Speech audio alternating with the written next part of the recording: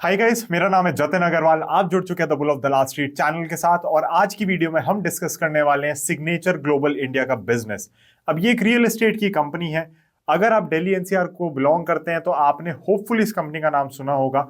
इस वीडियो के अंदर हम डिटेल में समझेंगे बिजनेस क्या है, कि रिस्क क्या है, रियल एस्टेट सेक्टर किस चीज से गुजर रहा है और क्यों ये कंपनी अच्छी लग रही है इस समय। सारी चीजों का डिस्कशन रहेगा। As usual this is an educational video. अपना एनालिसिस जरूर करें कोई भी डिसीजन लेने से पहले मार्केट्स के अंदर। तो शुरू करते हैं इस वीडियो।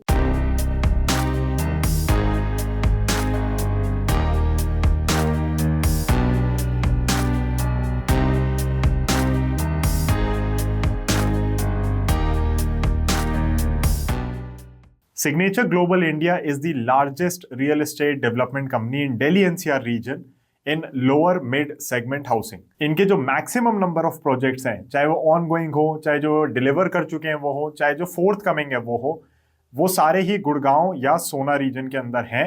एंड गुड़गांव सोना ये सब साथ साथ में ही है, हरियाणा के अंदर आ जाता है। दिल्ली एनसीआर के अंदर ही इनकी मेजर प्रेजेंस है। अब अगर मैं आप लोगों को मार्केट शेयर बता दूं इनका इन टर्म्स ऑफ सेल्स इन गुड़गांव, तो 31% मार्केट शेयर है affordable and lower mid segment के अंदर और 24% है इन ऑल बजट कैटेगरीज। अब कभी भी हम किसी रियल एस्टेट कंपनी को स्टडी करते हैं ना, तो उनका डिस्ट्रीब्यूशन नेटवर्क हमें देखना होता है। इनका एक्सटेंसिव है, इसमें कोई दिक्कत ही नहीं है। तो आप में से जो लोग रियल एस्टेट सेक्टर को बिलोंग नहीं करते उनको शायद ना पता हो, बट बिल्डर्स डायरेक्टली आपको कुछ भी नहीं बेचते, चैनल पार्टनर्स के थ्रू सब कुछ बेचा जाता है। तो वहां पे एक अच्छा सॉलिड नेटवर्क होना जरूरी है, जो कि सारे ही बिल्डर्स का होता है। सिग्नेचर ग्लोबल में भी वो चीज देखने को मिलती है हमें और कोई यहाँ पे दिक्कत नहीं है। अब हम आते हैं सबसे इंटरेस्टिंग चीज पे, जो है इसके फाइनेंशियल्स। सो आपके स्क्रीन पे जो नंबर आ रहे हैं रेवेन्यू, ईबिटा और एडजस्टेड पैट के, वो आ रहे हैं FY21, 22, 23 के। आप अगर देखेंगे रेवेन्यू में अच्छी ग्रोथ आ रही है एंड ईबिटा भी कहीं ना कहीं माइनस से प्लस में आ गया है, बट पैट इसका भी नेगेटिव में चल रहा है। अब ये सारी चीजों की वजह से कहीं ना कहीं आपको लग सकता है कि सिग्नेचर ग्लोबल को हम बिल्कुल अवॉइड करें, क्योंकि भैया प्रॉफिट आफ्टर टैक्स नेगेटिव चल रहा है, इस समय लॉस में चल रही है कंपनी। बट बहुत सारी चीजें रियल एस्टेट कंपनी के अंदर जो आपको कंसिडर करनी पड़ती हैं, वो सारी पॉजिटिव चीजें डिस्कस करने से पहले मैं बताना चाहूंगा रिस्क इस कंपनी के अंदर मुझे क्या लगते हैं या इस सेक्टर के अंदर क्या लगते हैं। इनफैक्ट रियल एस्टेट के अंदर जो भी कंपनीज काम कर रही हैं उनके रिस्क मोर और लेस सेम ही रहते हैं। सो जो सबसे पहला रिस्क है वो है डीले इन प्रोजेक्ट डिलीवरी का। जब से देखो रेडा आया है तब से कहीं ना कहीं स्ट्रिक्टनेस बहुत बढ़ गई है, और अगर आपका प्रोजेक्ट डिले होता है चाहे अपने रीजन से चाहे एक्सटर्नल फैक्टर से, वो बहुत ही बड़ा एक डैम्पनर हो सकता है किसी भी कंपनी के लिए, स्पेशली एक रियल एस्टेट कंपनी के लिए जो कहीं ना कहीं लोन लेती है, प्रोजेक्ट को कंस्ट्रक्ट करती है और फिर एक तरीके से पैसा कमाना शुरू करती है। इंटरेस्ट कॉस्ट बहुत हाई रहती है इन कंपनीज की। तो ये चीज हमें समझनी बहुत ज्यादा जरूरी है कि किसी भी रियल एस्टेट कंपनी के अंदर अगर प्रोजेक्ट डिलेज होंगे, अब ओन फैक्टर्स हो सकते हैं कि भैया खुद में ही कुछ दिक्कत आ रही है, किसी कंपनी को कोई ना कोई इशू आ रहा है, बट एक्सटर्नल फैक्टर्स भी हो सकते हैं। तो अगर आप जैसे दिल्ली एनसीआर की बात करें, तो जब यहाँ पे विंटर्स में पोल्यूशन बढ़ जाता है तो कंस्ट्रक्शन एक्टिविटी पे बैन लग जाता है। तो ये सारी चीजें देखनी बहुत ज्यादा जरूरी हो जाती हैं कि प्रोजेक्ट्स में जो डीले हैं वो किस हिसाब से चल रहे हैं, किस हिसाब से आपकी जो इंटरेस्ट की कॉस्ट है वो आप कैसे बेयर कर पा रहे हैं, फाइनेंसिंग किस हिसाब से हैंडल हो रही है, प्रोजेक्ट्स टाइम पे डिलीवर हो पाएंगे और वो कैश फ्लो कैसे बैठेगा। क्योंकि किसी भी बिजनेस के अंदर आपको जो वो कैश का फ्लो है, कैश की जो साइकिल है, वो ढंग से बिठानी जरूरी हो जाती है। Real estate is a very very tricky business to tackle in that regard. वैसे आप देखोगे real estate in general price ऊपर ही जा रहा होता है प्रॉपर्टीज का, राइट। तो यहाँ पे वैसे दिक्कत नहीं है कि एसेट अप्रिशिएटिंग है, आपका डेप्रिशिएटिंग नहीं है। बट द प्रॉब्लम इज कि कभी कभी फाइनेंस कॉस्ट इतनी ज्यादा हो जाती है, जैसा कि हमने 2008 की क्राइसिस में देखा था। कितनी ही कंपनीज वाइंड अप हो गई थी, कितने बड़े बड़े बिल्डर्स वाइंड अप हो गए थे, कितनी कंपनीज का बिजनेस खत्म हो गया था जो रियल एस्टेट सेक्टर को बिलोंग करती हैं। एंड अगेन ये जो रिस्क है ये अक्रॉस द बोर्ड सारी रियल एस्टेट कंपनीज फेस करती हैं। This is not something particular to Signature Global India, but ये कहीं ना कहीं बाकी कंपनीज भी फेस करती हैं। एंड ये चीज हमें बैक ऑफ द माइंड हमेशा याद रखनी चाहिए। एक और रिस्क जो इन लोगों का आप कह सकते हैं लॉन्गर टर्म में शायद इफेक्ट करे इनको नेगेटिवली, वो है गुड़गांव और सोना के अंदर इनका जो कॉन्सेंट्रेशन है बिजनेस का। तो ये बहुत हेविली कॉन्सेंट्रेटेड है इन दो एरियाज के अंदर। अब अभी तो ये रिस्क नहीं है, अभी तो this is a very very positive thing, क्योंकि यहाँ पे तेजी बहुत है, वो भी मैं बताऊंगा क्यों है। बट अभी कोई दिक्कत नहीं है लॉन्गर टर्म के लिए। लेकिन अगर डाइवर्सिफिकेशन नहीं होता एंड आपको यहाँ पे स्लो डाउन आता हुआ दिखता है इन एरिया में, इन रीजन्स के अंदर, तो कहीं ना कहीं आप फिर अपना कॉल ले सकते हैं कि आपको क्या देखना है, क्या करना है। So that again is a thing that I wanted to discuss कि कॉन्सेंट्रेशन है दो एरियाज के अंदर बहुत ज्यादा। अब गाइज मैं आप लोगों को बताना चाहूंगा इस कंपनी की जो स्ट्रेंथ आ जाती है ना, वो मुझे क्या लग रही है। तो सबसे पहली चीज यही है कि जो गुड़गांव और सोना के अंदर इनका कॉन्सेंट्रेशन है, that is a massive massive boost for this company. इनके प्राइस में भी रिफ्लेक्ट कर रहा है अगर आप चार्ट खोल के देखेंगे। अगेन चार्ट मैं कहां पे डाल दूंगा, टेलीग्राम चैनल पे डाल दूंगा। It is free for everyone, तो कोई दिक्कत नहीं आएगी, आप लोग आराम से ज्वाइन करें, चार्ट को आप देख सकते हैं। तो जो यहाँ पे जो ये दो जगहें हैं, गुड़गांव और सोना, यहाँ पे तेजी इतनी ज्यादा है कि मैं क्या कहूँ आप लोगों से। अब ये तेजी क्यों आ रही है? तो सबसे पहली चीज, जो इंफ्रास्ट्रक्चर की डेवलपमेंट हो रही है वो बहुत हाई है इन एरियाज के अंदर। अगर आप दिल्ली मुंबई एक्सप्रेसवे की बात करते हैं, जो बहुत ही एक बड़ी कॉस्ट पे गवर्नमेंट ने यहाँ पे बनाया है और बहुत शानदार बनाया है, तो वो कहाँ से होता हुआ जा रहा है? वो सोना होता हुआ जा रहा है। अगर आप गुड़गांव की वैसे बात करते हैं तो अगेन जो दिल्ली मुंबई एक्सप्रेस है वो हो ही गया।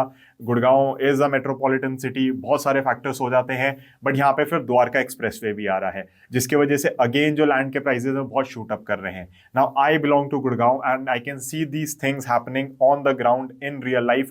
मेरे सामने सब हो रहा है। तो मुझे कहीं ना कहीं लगता है कि ये जो चीजें अभी हो रही हैं, अब जैसे मेट्रो भी है तो मेट्रो का भी प्लान आगे एक्सटेंड किया जा रहा है। जो हुडा सिटी सेंटर, जिसका नाम इन्होंने बदल दिया है, वो अब लास्ट स्टॉप जहां तक ये नहीं रहेगा, वहां से भी आगे अब मेट्रो जाएगी। इनफैक्ट द्वारका एक्सप्रेसवे का जो मेजर बेनिफिशियरी है ना, वो कहीं ना कहीं मुझे गुड़गांव ही लग रहा है। जिस हिसाब से यहाँ पे ग्रोथ आ रही है, जिस हिसाब से इतनी शानदार रोड्स बनाई हैं, नीचे भी बहुत चौड़ी सड़कें हैं, ऊपर एलिवेटेड भी बहुत अच्छी सड़कें हैं। तो कहीं ना कहीं अगर आप देखोगे, इस एरिया को देखोगे, यहाँ पे रियल एस्टेट के प्राइसेस में बहुत ज्यादा तेजी है और वो कहीं ना कहीं मुझे लगता है कि बहुत सॉलिडली बेनिफिट करेगा इस कंपनी को। एंड ये जो भी आपको लॉस दिख रहा है बैलेंस शीट में, ये अगले साल ही आपको प्रॉफिटेबिलिटी में आता हुआ दिखेगा। और कहीं ना कहीं मार्केट भी इस चीज को जज कर रही है, मार्केट भी इस चीज को समझ रही है, क्योंकि आप प्राइस अगर देखेंगे, चार्ट्स अगर खोलेंगे इस कंपनी के, आप देखेंगे कि सीधा शूट अप करता हुआ गया है जब से लिस्टिंग हुई है। एक और गाइस बहुत ही इंपॉर्टेंट चीज जो मैं आप लोगों को बताना चाहूंगा वो ये है कि रियल एस्टेट का जो सेक्टर है उसके अंदर ही एक अलग तेजी है। तो अगर आप चार्ट्स एनालाइज करते हैं, कंपनीज को आप बाकियों को भी देखते हैं, स्टडी करते हैं, तो आप देखेंगे कि सब में ही तेजी है। तो ये कहीं ना कहीं सेक्टर बहुत बड़े बुल रन के अंदर है। और अगर सेक्टर बुल रन के अंदर है तो फिर आप अपनी पिक्स लें वहां पे और एंजॉय करें। एक स्टॉप लॉस लेके जरूर चलें। हमेशा मैं सजेस्ट करता हूं सबको, स्टॉप लॉस लेना बहुत ज्यादा जरूरी है, because you never know what markets have in store for us. कोई सरप्राइज ना आ जाए वहां पे, तो स्टॉप लॉस लेके चलो।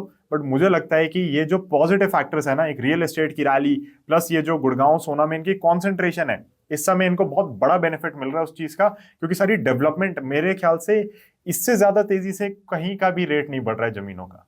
जितना यहाँ पे ग्रोथ देखने को मिल रही है, जितना यहाँ पे तेजी देखने को मिल रही है, वो बहुत ही कम जगहों पे देखने को मिलती है। और मेरे को बिल्कुल ये अर्ली 2000s जैसा लगता है गुड़गांव का, जब बिल्कुल होता था ना कि आप हफ्ते बाद भी लेने जाओ तो रेट बढ़ जाते थे जमीन के। तो यहाँ पे अभी तेजी है, कब तक सस्टेन होगी नहीं होगी वो कोई नहीं बता सकता आपको एसेट प्राइसेस में, लेकिन तेजी है और sustainable sort of a rally इस समय लग रही है। बिकॉज जो भी नए प्रोजेक्ट्स आ रहे हैं वो और महंगी कॉस्ट पे बिक रहे हैं आगे, उनका जो सेलिंग प्राइस है वो और ज्यादा होता जा रहा है। एंड ये सिर्फ इस बिल्डर के साथ नहीं है, सारे बिल्डर्स के साथ है। यहाँ पे रियल एस्टेट में एक बूम है बहुत बड़ा, जो कि बहुत बड़ा बेनिफिट देता हुआ जा रहा है इन सारे बिल्डर्स को। अब आप देखेंगे गुड़गांव में डीएलएफ की जैसे बहुत प्रेजेंस है, आप उसका चार्ट उठा के देख लो, उसमें भी तेजी है, राइट।